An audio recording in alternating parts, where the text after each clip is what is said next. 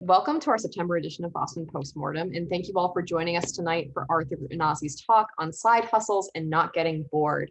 We are so psyched to welcome Arthur as our next speaker. I have the awesome pleasure of working with Arthur at Harmonix, but for those of you who are new to his work, Arthur has been in game development for over 15 years. He's worked on such titles as Rock Band, Dance Central, Fantasia, and many more. Along with being a multidisciplinary creative, he makes music under the title MQ and hosts an awesome game development podcast called GREASYSAYS. The links to all of his projects will be posted in the chat as well as on the Discord, so check them out and support his work. Without further ado, please join us in giving Arthur a warm welcome to the BPM virtual stage. Thank you for being here, Arthur. Thank you for having me. This is sweet. There's already people I know in here, like Dan and Jeff Hester's here, Mary's here, Zyba's here. Like, this is wild. Like, all right, so I just feel kind of at home. There's probably a lot of people in here who might appreciate the art of the side hustle. And I wanted to give this talk in the style of my show GREASYSAYS. So it's kind of a monologue, and I hope you'll laugh and have a good time. I gotta show you this. My wife is so awesome. She's like, you gotta promote it. So she made me this whiteboard of information. So she's like, you should just show it because you never know. So there's my IG and my TikTok and what is that? Twitter. And it says GREASYSAYS podcast. You gotta love supportive partners. All right, let's do this thing. Can you guys hear this sound? No? Yes. Hear you talking. Oh, no, We're we supposed hear to hear you other sound. You just hear me talking. Hold on, let me just do this right. Hold on. I heard a little keyboard. Oh, I need to share. Yeah, I need to share. Here we go. Now you should see OBS basically, right? And you should hear a Mario Die sound. Yes. Yep, heard that. All right, Yep. sweet. All right, let's kick it off. Thank you, Alyssa, for inviting me, first of all. You are awesome. And for all of you guys for having me. And if you are enjoying the talk, hit me with a follow on Instagram, TikTok, under GREASYSAYS. So if you don't know, side hustles are commonplace these days. Everyone is trying to squeeze a little extra money out of every hour of every day. In the massage therapy trade, people lovingly call themselves slashers. Like, I'm a therapist slash sales associate, or I'm an actor slash maitre d slash botanist, or I'm a game developer slash touring guitarist slash competitive bowler. Whatever makes you happy. Side hustles can range anywhere from being an Uber driver to volunteering to teach kids how to code. And I think side hustles come in two flavors. They could be for monetary gain, a way to make a little extra cheddar. We all got to offset the cost of that insanely overpriced car that we had to have. Or if you're like me, you might be trying to offset the criminally expensive fees of Montessori school because the children are our future, apparently. I'm kidding. They are our future. They're like our neck tattooed future. Side hustles bring in that extra paper when we need it.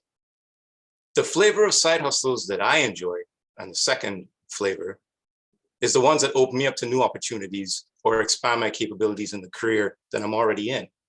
Side hustles and game developments can pay, but their value can be much greater than just the more money in your wallet. You ever been sitting at your machine, waiting for someone on your team to get back to you about a task that you're in the middle of? Let's say you and your team is making a reactive music system, something I've done a bunch of times. You make some 10 pieces of music. You're ready to do a few tests in engine, but the hooks you need in code aren't available yet. You reach out on a channel of your productivity app of choice, let's say Slack, whatever, to get the latest on the parts of this task. It's 10 a.m. when you reach out. You wait. You check your phone. 5 more people like you and your cat in that selfie you posted. Yeah, one of them is your mom, but that's cool. Like, likes are likes, right? No responses yet, though. You jump on YouTube. You check out the latest whatever on whoever the hell cares. No response yet, right? It's lunchtime. Let's get some vegan taco wraps. Why not? Healthy. So you're back from lunch. You had lunch with a few coworkers. This Frederick guy that you work with, he's awesome. He came up with this idea about an app that turns your Amazon order history into procedural videos of people crying and then post those videos to like Amazon product reviews. He's a genius. Frederick's a genius. Anyway, you get back from lunch and you get a response that Chad is doing the code for the music system that you're working on, but he's out until tomorrow. Well, you could get all fumey, whisper under your breath about having nothing to do and get back to watching Let's Plays. It's a totally valid option, but kind of a boring option. And boredom is death. But I'm saying these moments, these bottlenecks, however small, these are prime moments, as I'm sure all of you know, for a side hustle, for developing side hustles. Let me talk about myself for a second. Being dope at QA made me a QA lead, but the whole time I was scratching at that audio gate. I would try to coincidentally drop by and hang with the audio team. The whole time I'm talking shop, I'm expressing eagerness to learn. Some welcomed me, others not so much. It didn't matter though, because eventually I got the chance to do some audio work on the side to help out the audio team during a particularly crunchy period. Yeah, they were getting that extra work for free, but I'm hustling, so whatever. So I grind on this audio work while waiting for a new build to kick as a QA lead, or while I'm waiting for directives from the dev team, or while I'm doing late nights of crunch. Audio was my side hustle to my QA job. I eventually got into the audio team and climbed the beanstalk to audio lead on a few projects. The college version of me would have been thrilled. We did it. We got to the top of the hill and the flag's ours. But the audio lead version of me, I've been doing this for a few years.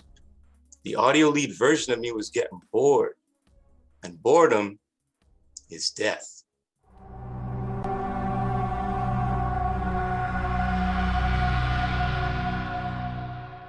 There are a few ways that boredom has revealed itself to me over the years. Sometimes boredom could disguise itself, and one day you feel kind of like stuck in a rut, spinning wheels. You ever feel like that? Here are a few red flags that I've noticed that usually mean I'm bored while I'm making games. The lack of a challenge. I like to be challenged. And when I'm working on a project and I'm not solving new problems or simply doing the same relatively simple task over and over, bored. If I feel pigeonholed, this could happen when you're a specialty dev. Like, let's say you're really good at making trees and several game companies hire you late in production to make their forest look amazing. You blink twice and you realize you've been making the same tree for like 4 years. That can make you feel retroactively bored. Feeling a ceiling. This can happen when you reach a comfortable expected career outcome. And like me, when I became an audio lead, you accomplished the career goal that you always wanted. You've reached the ceiling of your dreams. And now what? Not getting an acceptable raise in like AAA and salary positions and stuff like that. This may be a personal one for me, but if I'm not making more paper, I can sometimes feel bored. It may be coupled with the feeling of unappreciation. Like, if you valued me, you pay me more. But I process that as boredom. Boredom with my perceived value. Waiting for coders. In my position as an audio guy, sometimes you have to do that. You need hooks. They're busy laying down groundwork, important stuff. You end up waiting days, sometimes weeks, for the right support that you need.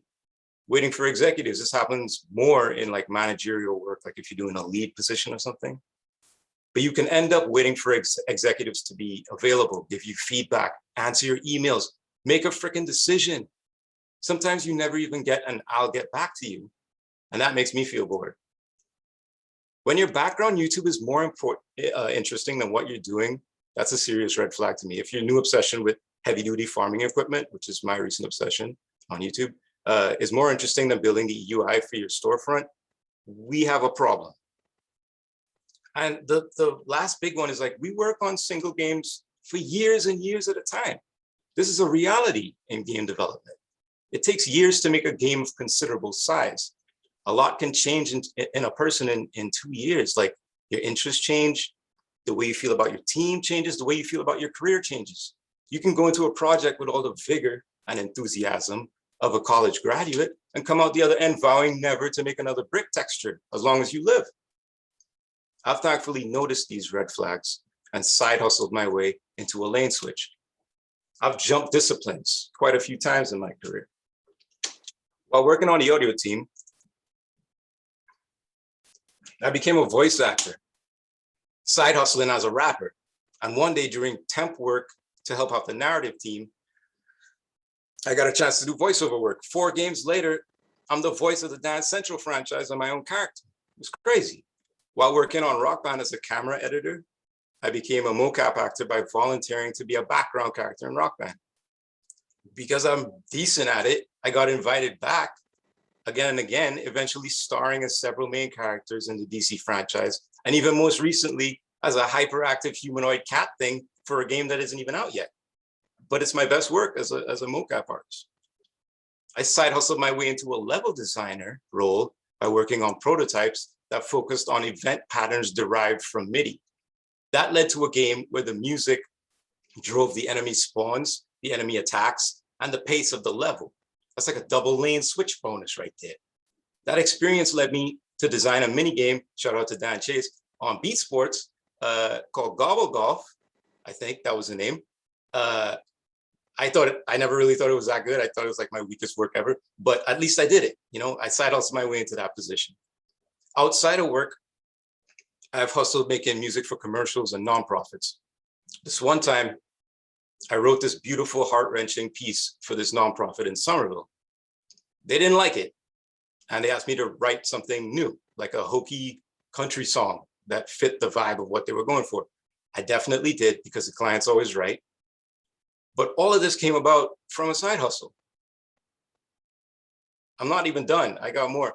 I side hustled my way into a creative lead role most recently by working on a bunch of several failed prototypes for like a year or so, and decided to consult on a VR prototype. I didn't know shit about being a CL. I feel like sometimes I still don't know what it's like to be a CL, but I just did it anyway, right? It turns out that I'm pretty good at it, and I ended up leading the best-selling, best-reviewed VR game that Harmonix has ever released. And like, that's a hell of a lane switch. I've been a QA dude, an audio dude, a composer, a level designer, a mediocre gameplay designer, a voice-over actor, a motion capture actor, even the creative lead of my very own title. I'm proof that side hustles can lead to a lane switch. Lane switching can be incredibly rewarding. It gives us great insight into the way this industry works because we're involved in more parts of it. It emboldens us. It gives us confidence. It keeps us from being bored, because boredom, you know. So as I wrap up here, let me offer you some ways on how you can start side hustling. But this group, I don't even know if I need to do this. And maybe get yourself a lane switch if that's something you're interested in. 1, find projects that interest you. Remember, you're trying not to be bored. So if you're doing the same thing that you would be doing in your other gig or your main gig, maybe shy away. Take risks with your side hustle. No safety nets. Go wild. Go way out there.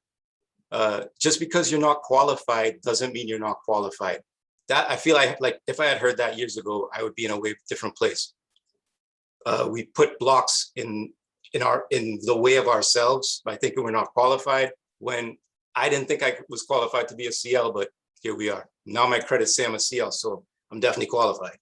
Don't be afraid to say no or bail on a side hustle if it's toxic or if it doesn't feel right, you know what I mean? Or if you get bored doing it. And this one's really important to me. If you enjoy a side hustle, write down, like take notes on your phone or whatever, why you like doing a side hustle. Because it helps you later when you're contemplating a lane switch, like you're an audio person, you're gonna jump to be a CL, you have all these notes about why you enjoy being a CL, why you enjoy being an audio person, to see if that lane switch makes sense for you. Side hustles and lane switches are something I think I'll just keep doing. Maybe I'll be a movie director next, who knows, probably not. But I love looking over the fence into places that I've never been. I love getting comfortable and then conquering a challenge or bailing if it's not for me, which in itself is a learning experience. Side hustles keep my interest peaked. It keeps me young. It keeps me fresh. It builds character. At this point, it's not even about the money. It's about the passion. It's about the ride and the many roads ahead. It means the ride never has to end. and I'll never be bored because boredom is death.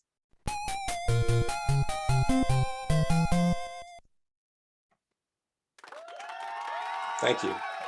Thank you. I had to give myself some crowd because this was weird. Oh, I see you guys clapping. Thank you. I'll show you my wife's thing again. Here you go. That's where you can find me. Greasy says. Thanks, y'all. That was fun. Yeah, so we can open up the floor to Q&A if anyone has any questions they'd like to ask Arthur or anything that piqued their interest during his talk. The floor is open for discussion.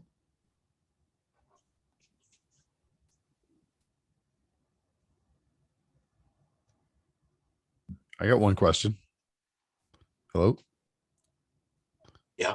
Oh, can you hear me? I can't. I don't know if I'm on here. I love that talk about the whole side hustle thing. Do you think now the future holds any interest in going indie where you already do so many different things and wear so many hats because you've done so many side hustles? Have you ever had an interest in doing any independent thing where you do everything yourself? Or maybe I would love to. I would love to say I could do that, but like without like an engineering background, I don't even know if it's possible. Like I look at people like Zybo and even like Dan, who's like learning code all the time, and now he can like script like crazy and do all kinds of code. I think that's such an important skill that I don't necessarily have. Like, it's not like something that's built into my brain. So I can do all these other things, but I still need. I couldn't do a whole game by myself. I don't think. No, as much as I'd love to. okay. Cool. Thanks. I have a question. Can you hear me? Yeah. It's okay. Hey, first, hi, Heather. Great talk. I disagree. You can do a game by yourself. I believe in you. But it's also that's what I was thinking. Like, I like your bit. Like you're saying, maybe I'll make a movie. Probably not. But like, that really appeals to me as a side hustle. But one of the things that keeps me going, because that's so far outside of my lane, I'm not sure how to present myself. If I find the right people, it seems a bit like I'm coming out of left field. How do you stop yourself when you want to connect to the people, like you said, you showed up at QA, from seeming like some alien landing in a spot where you have no connection, be like, hey, I want to do this too. How do you sit yourself there nicely? I think it's just, yeah, it's usually uncomfortable. And it's just living in the discomfort, I think. You know what I mean? Yeah, because a lot of these positions, people do look at me and like, what are you doing here? You know? But it's never really stopped me because I get that all the time. So you do it enough times, you get it enough times, and that part of your brain just switches off, I think, you know?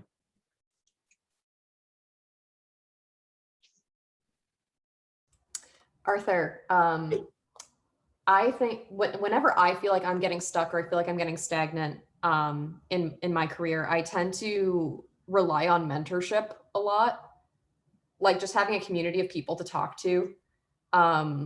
You know, and I wonder how much of your lane switching was caused by like your independent desire to lane switch versus like, were you ever so stuck that you ever had to seek mentorship from someone else? I think so, definitely. Particularly around kind of what Zyba was saying, the feeling that you don't belong, and like the feeling that you know, you might not be accepted in the role that you're trying to pursue, and just getting reassurance from people above you or people that you look up to, like you say, mentorship, just to build the confidence to do it, and to pick their brains and stuff. You know, it's always good to just learn from these heads, but talking to those people, getting that kind of help will do nothing but boost your confidence, make you want to, you know, follow through. You know, Zyba just told me I could code, so I'm gonna go code. Like I could do anything. You know what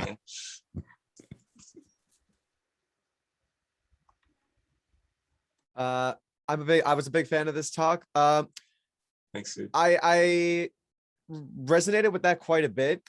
Mostly like just this past summer, my work has been working me pretty hard. And I'm wondering if you've ever experienced, like, rather than boredom, like burnout specifically, do you feel there's a difference between the two states of mind, or would you say it's kind of the same thing? Yeah, okay. I think that's a good point, because burnout can sometimes disguise itself as boredom, and you might not be seeing all the red flags, you know. Get rid of that sciatica. You know what I mean? It's all real, man. Did that answer your question? I hope I answered your question. Yeah, I think it did. Thanks. Okay. Great, really good talk, Arthur. Thanks, I'm wondering whether, as in terms of jumping into some of these different side hustles, how much imposter syndrome is something that you might get afflicted with? Because like in the game industry, definitely a lot of times we have to wear we get put into different roles and have to wear like a kind of a variety of different hats and stuff. And whether it's a side hustle or not, it's like a lot of times it's a part of the job.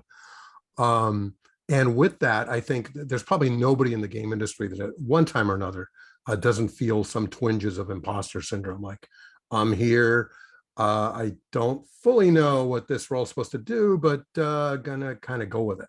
So I'm just curious, how much of that you may have been afflicted with at different times. Yeah, I've definitely felt that, particularly the higher I got. As soon as I was pitching games and stuff to publishers and doing the whole boardroom antics, that's when I really felt like wow, I don't belong here. Like, how did I end up here? So I've definitely experienced it. I don't know. I think everybody will deal with that differently. I think counting and measuring and writing down all these successes as you wade your way through that will help you come out the other side feeling like, oh, you know what? Yeah, I'm not an imposter. I belong here. I've done the work, and here are the results. Kind of produce your own life, kind of thing. Produce your own career. Like, look at your achievements and quiet that side of yourself that's full of doubt. Because I'm definitely there. I'm like, I can be very doubtful of myself and my own abilities, even though I've done all these things. And like, writing this talk helps me realize, like, oh crap, I've done all this stuff. It's pretty cool. So cool. Yeah, no, that's great. I have a question. You kind of touched on this earlier a little bit, but like, keeping work-life balance while doing a bunch of different stuff, like, how do you do that, I guess, is the general question. And like, how do you decide, when you want to try something new, if it's not your main job and you're still going to have to be doing other work while doing something new, and figure out, like, do I have the time for that? And how do I get good at it if I only have limited time to put into it? Like, I think that's something probably a lot of people struggle with. And I don't know if there's a right or wrong answer. It'd be interesting to hear kind of how you dealt with it in your path. Yeah. The first part of your question, work-life balance. Like, okay, so for example, do you have Slack on your phone, or Discord or whatever on your phone that you carry around with you? Of course, everybody does, right? Do you turn it off at like 7 o'clock at night? Anybody? Do you ever like check it at like 11 o'clock at night? Like, I think boundaries like are really, really important to prevent burnout and to keep a work-life balance. Is really switching off when it's time to switch off, which is easier said than done, especially if like you're about to switch off.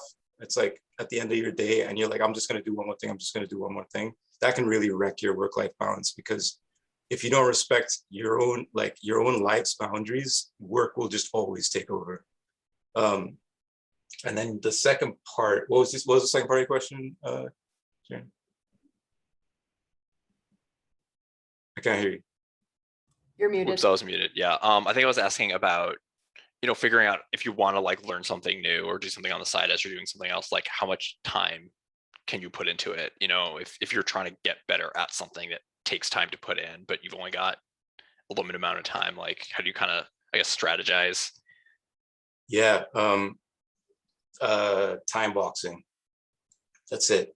That's all. That's all it is, man. It's like my calendar. I wish I could show you my calendar.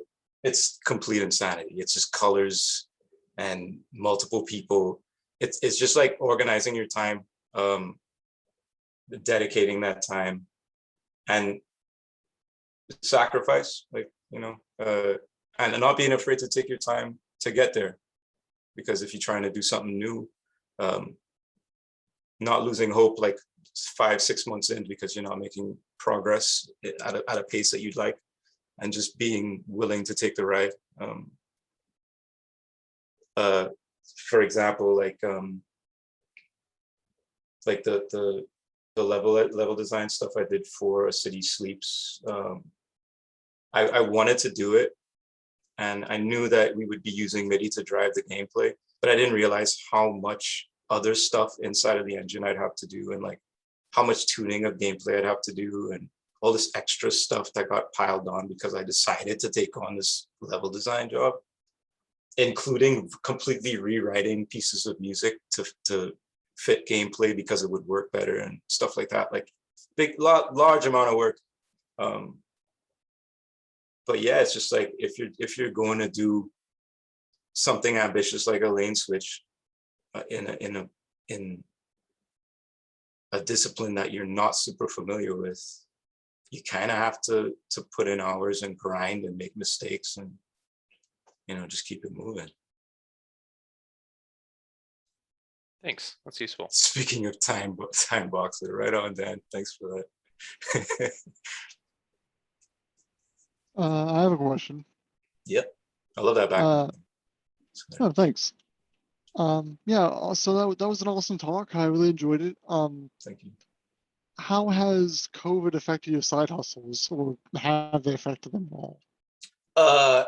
They boosted them, actually. I didn't start doing this podcast until COVID started. And I was like, I really need an outlet, like an additional outlet.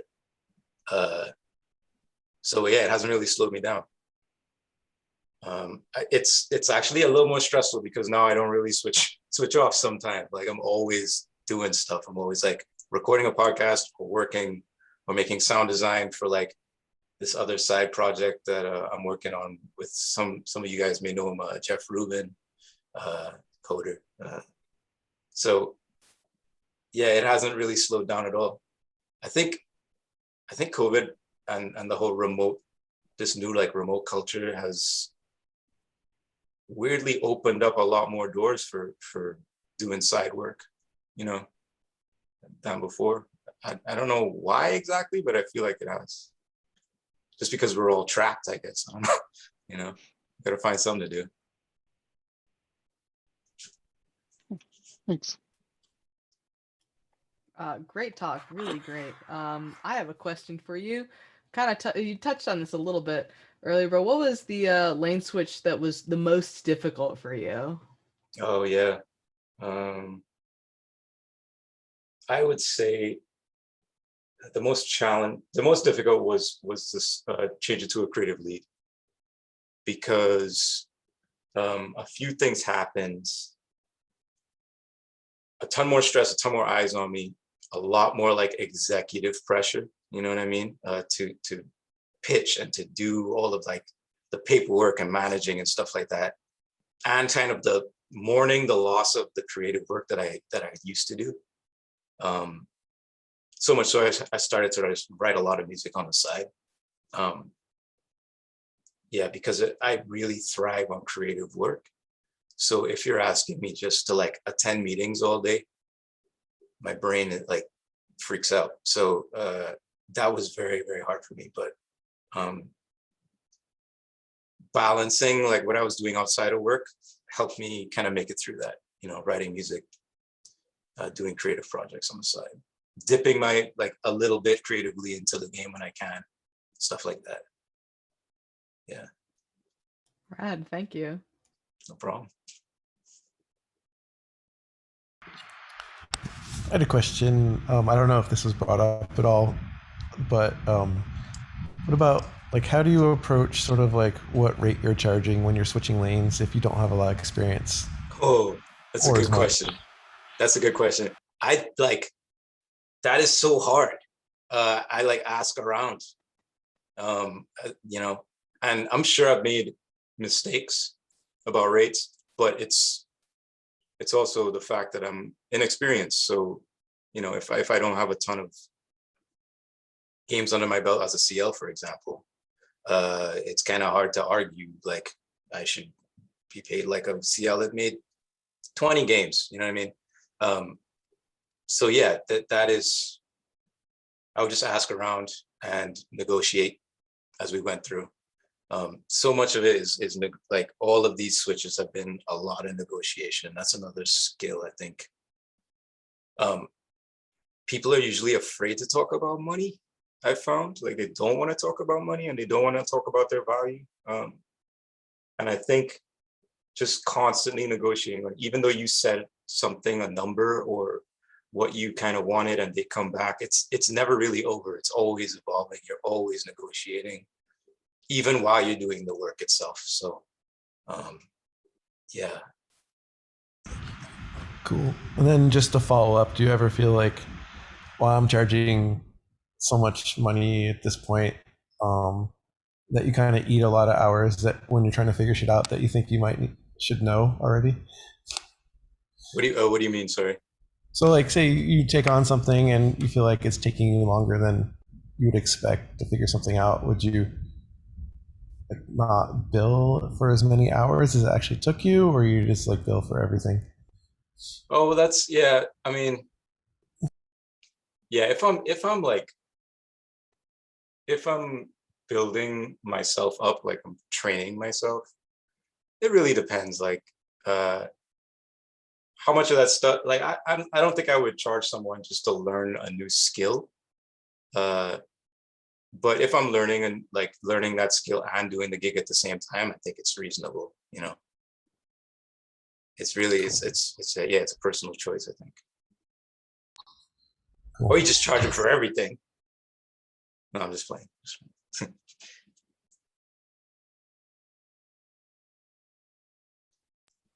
That was a great question, Elliot. That's stuff that I've thought about that a lot, and I've kind of struggled with that and gone back and forth a lot. Yeah, thanks. I appreciate your answer. I muted and didn't respond really because my dog was choking next to me. I didn't want to be rude. Sorry.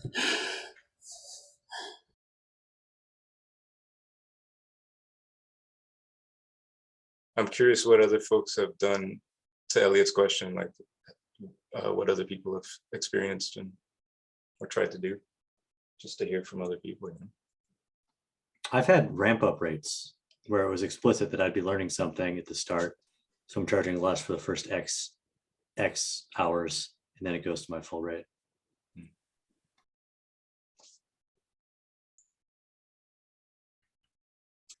Yeah, so same here to a certain extent.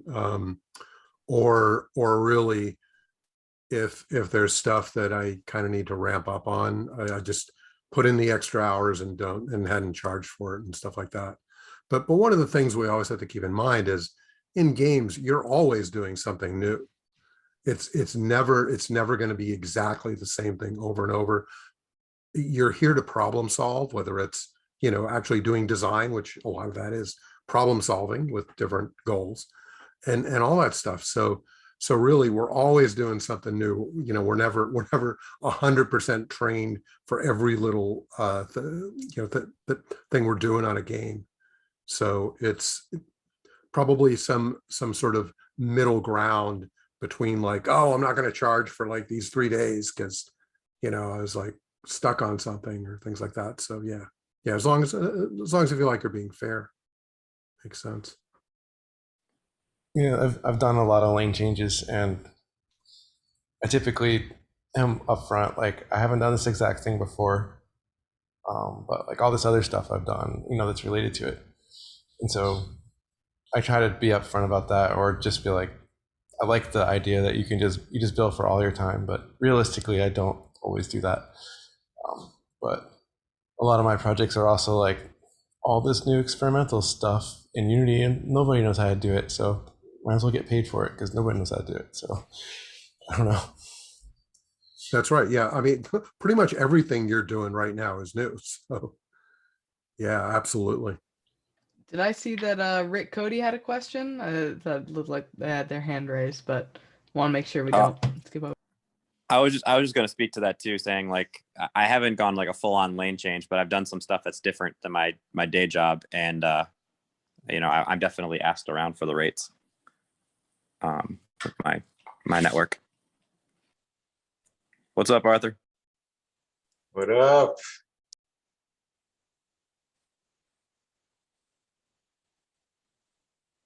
Arthur, I have a follow-up question sort of about your podcast in particular. You have a lot of projects going on at any given time. And granted, I bet you time box those things depending on how work is ramping up. But I was wondering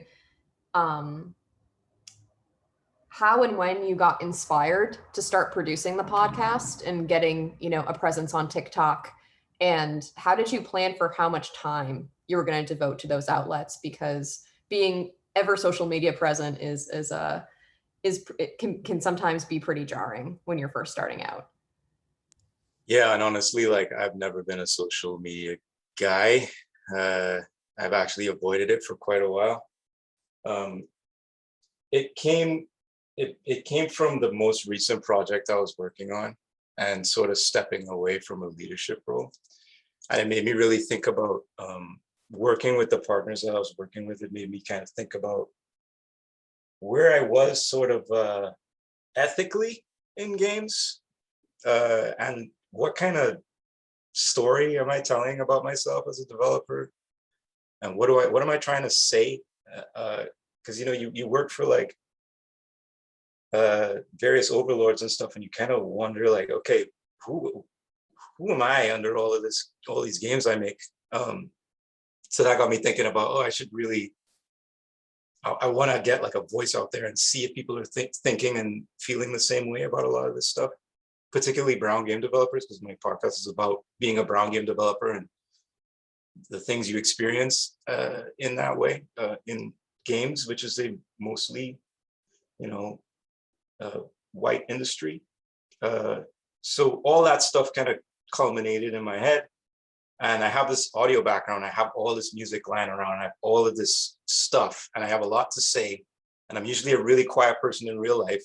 And I'm like, I can actually sort of use my inner thoughts as like a brand or like a show. Like a lot of people don't hear me say these things out loud a lot. So why not just make it into a show? And in terms of organizing it, I had help. My wife is my producer, basically, and she fills my calendar with like I have to do TikToks in advance. Like I shoot TikToks like weeks in advance and have them lined up, and like know what kind of Instagram stories I want to tell and how everything trickles down. And I have that all like every week. It's just something, and I have like at the end of a day, like 7 and 9, I can record or edit, or like first thing in the morning is when I do all of my social media stuff. So yeah, it's just again like time boxing and just cramming it in there into the day, you know. Something I love so much about your podcast is how informational it is. Like even for people who are just entering the industry, it gives them a pretty. I was wondering how you picked your episode topics, because they're pretty specific. Mm-hmm. And you give like historical background and stats, and I wonder how you structure that sort of programming. Yeah, well, the show is usually centered around like a main topic, and it's probably a topic that I've been thinking about for a long time, or has irked me in the past, or something that really interests me, or maybe even something I don't really understand. And then I do a bunch of research on it and read around and, listen to other podcasts about it and watch videos. and then I write. So like, just like this talk, like, I had to write this talk and rehearse and do all this stuff. So it's kind of like putting on a show, where some of it's written, a lot of it is freestyled. And then I, do a lot of audio sort of tricks, like robot voices, and I play 3 characters on there. Yeah. I feel like I got lost talking about myself there. I know I don't remember what you said. Does that ever happen to you? Does that ever happen to you? Is the topic of the podcast, is it generally about games, or is it about other stuff in life, like other? Yeah, it's generally about games and, well, game development. But I do sometimes delve into like what's going on in my personal life, or for example, like I think solar power is really cool. So why isn't there solar powered video game development studios? Like, like think about the amount of power we use and bandwidth and everything. And talk about the waste of video game conventions, like the physical game conventions, and what that means and how I feel about it, all the way up to how I feel about crunch. So it's not just about games, it's about video game dev culture and stuff that we've become accustomed to, that I'm wondering, like, is that right? Are we doing the right thing? Just questioning the industry sometimes. Making fun of the industry of fun is what I always say. How often do you podcast? I have to release one every 2 weeks. Every other week I put out one, so basically 2 a month. But yeah, I just do one right after the other as soon as I'm done. One, I finished the one I'm going to release tomorrow. I finished it this morning, so I'm like on a really tight schedule. So when you say you have to, what is that because your wife's the producer and they've, like, how does that work? Like when you say I have to, like the TikTok videos you have to do like weeks in advance. I'm very curious about that, because I love that organizational structure and stuff, but is there, because you have a goal in mind? Yep. You like, I want to meet this X, Y, Yeah. Z? Yeah. We want to, the reason we do a certain amount of episodes a month is because I only have this much time in my calendar. So that's the only way I can do that many. Or the length of the episode is a specific length, because I don't want people to get bored and tune out, because other podcasts are like 2 hours and it's just me and I need it to be super tight. The TikTok stuff and the Instagram stuff is because we've noticed like engagement from people at certain times of day, or engagement about certain topics. And we try different things and try different approaches. Also, it's just like good practice to try and be funny, to be honest. Like, so if I'm not practicing, I'm gonna, get weak at it. So. If you don't mind me asking, I'm actually kind of curious, how is the process of making a podcast? It's kind of like being an insane person, because I'm sitting here in my room yelling at this microphone over here into this corner, playing multiple characters. It's bizarre. It's only a crazy person would do what I'm doing. But the process is kind of like making an album a little bit. It's a multi-track recording, it's editing, it's understanding like what sounds good, how to write. Like I write a lot of original music for it, so it's music writing. I'm practicing my music writing. I'm practicing my sound design. It's all using the chops that I already have and I'm really good at, to make this unique product. So it's a lot like working on games, to be honest, to being a sound designer and a composer for games. It's just I'm doing everything. Oh, wow. Off of the topic of podcasts, I have another question. So I know a lot of people who want to break into the games industry and have heard that they should kind of try and lane switch into the discipline they want, but they don't really know what to expect or how to do that.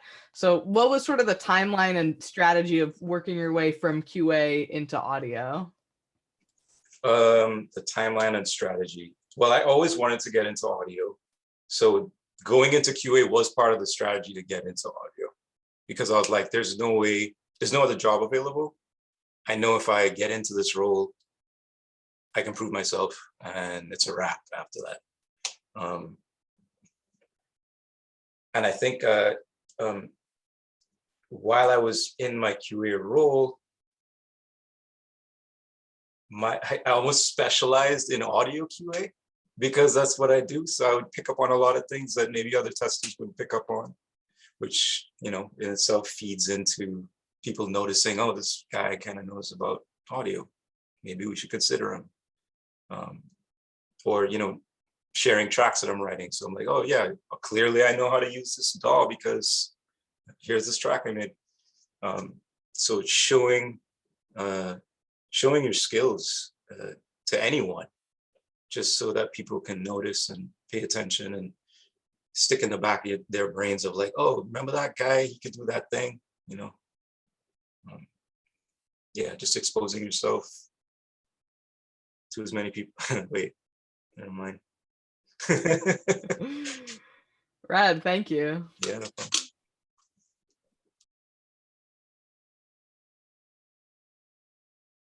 You guys are really cool. Thank you for asking all these questions and making. Is there links to your to the podcast? Where is it? Oh yeah. Put up a link in the chat, but Arthur, you can. Perfect. How many platforms is the podcast on? A bunch. It's on Apple Music. Was it Apple Music now? Is that what they call it now? Apple Music, or is it Apple Podcasts? It's Apple Podcasts now. Google Podcasts, Stitcher. So if I have Android, I can. Oh yeah. It works. Not on that link though, right? Oh, let me see. I'll just send you this other one.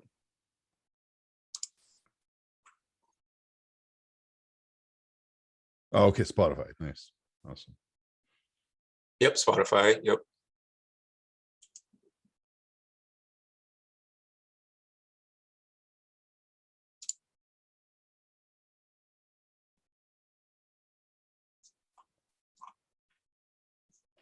Here, this should help.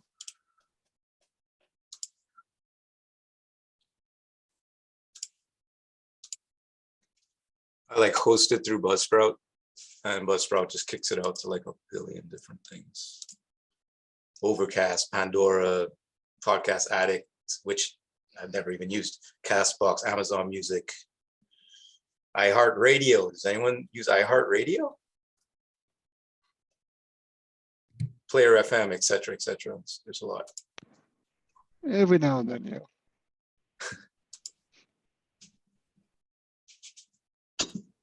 That's great. Is your wife a producer normally, or is that just something? No, my wife is also kind of a side hustler. Like she has her own massage therapy practice. She works at a hospital. She also has her own practice. So yeah, that's why I got that thing about slashers. Like she's a true slasher. She does many different things. So yeah, she does not have experience being a producer, but she is extremely organized, like to a T. So that just helps. I mean, best producers are really organized and kind to us artistic types. You know what I mean? And did she volunteer? My wife's a project manager, and I would love for her to manage me, but she would never do it. Oh really? she just won't do it. I don't know why. I'm lucky. I'm blessed.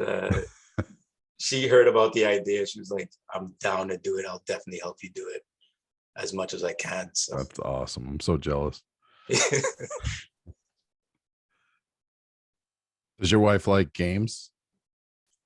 She doesn't play a lot of games. No. I always thought that was what it was. My wife, she's not into games at all. That's it. You better watch out, Arthur. John's coming for your wife. My wife's gonna do a lane switch for me.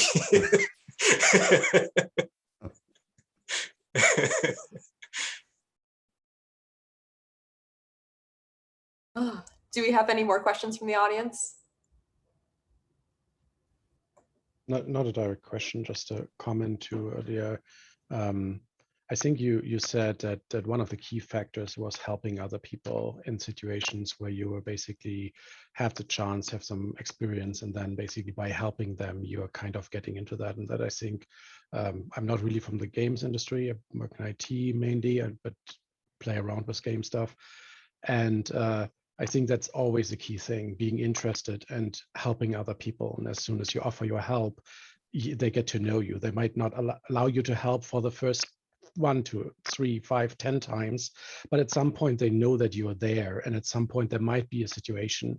And a lot in life is luck, but it is not luck because you just lucked out on something. It is luck because you put a lot of hard work into it, and at some point this one situation came up, this one door opened, this one thing, as you said, going into harmonics. I worked at film for a little bit, and I basically went into, I think, 50 studios. And one studio, I was coming there and were basically saying, hey, I wanted to have a job as an intern, and naturally everyone wants to have jobs as an intern. And somebody opened the door of the manager of the studio, said, hey, you have a visitor here, and basically pushed me into the door. And that's how I got my job there. So that's basically it is not about you're making your hard work will give you always results, but if you don't do the hard work and you don't give luck a chance to hit you, that is the thing. And if you're not helping other people, you will never get into their area. And that's basically, I think, the key factors there, the helping and the putting the work in. Real talk. And also making some good contacts in networking meetings. Absolutely.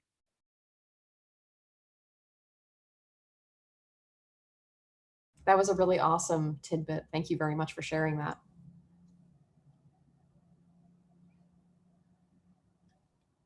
I have a question specifically related to audio because I also am trying to get into voice acting. So I was wondering what your equipment setup is. Right here, I have like a Rode NT 1A that I'm not using for this. I'm using like a crappy webcam microphone right now, but that's my main mic. I don't have like an incredibly expensive amp, preamps or like a crazy setup. It's all about what I do once it gets in the DAW. Yeah. I found that you can do a lot now with software. I mean, definitely get your crazy universal preamps and stuff like that, but if you can afford something like that, I can't. I don't know, I don't want to, unless I had a recording, like a whole recording studio. You know what I mean? Yeah, I'm just doing the whole converting your bedroom into a recording studio strategy. Hey, Pitbull did that and is like a multi-million Grammy award winning. Like he puts like he puts mattresses up in like the bathroom, and that's like how he recorded like moving blankets. There you go. That's all you need. Arthur was a great CO. Oh, thank you. Thanks, Dan. Well, Arthur, thank you so much for joining us tonight. This was a pleasure. This is great. I feel lifted. I feel great. This is awesome. Thank you so much.